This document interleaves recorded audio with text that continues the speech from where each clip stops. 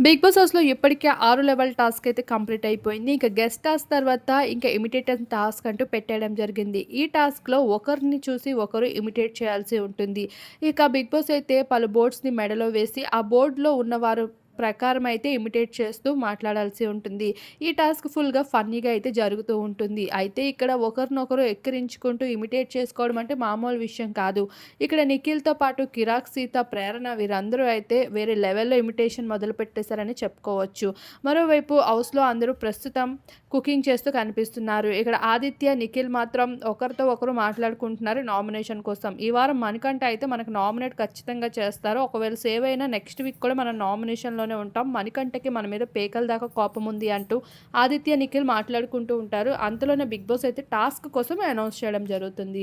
ఈ టాస్క్ అయితే ఇద్దరు కూడా విన్ అవ్వడం జరుగుతుంది. అలా ఈ టాస్క్‌లో విన్ అవ్వడంతో ఒక వైల్డ్ కార్డ్‌ని అయితే ఆపడం అయితే జరుగుతుంది. మరి ఈ టాస్క్‌పై మీ అభిప్రాయం ఏంటి అనేది వీడియో చూసాక తెలియజేసుకోండి.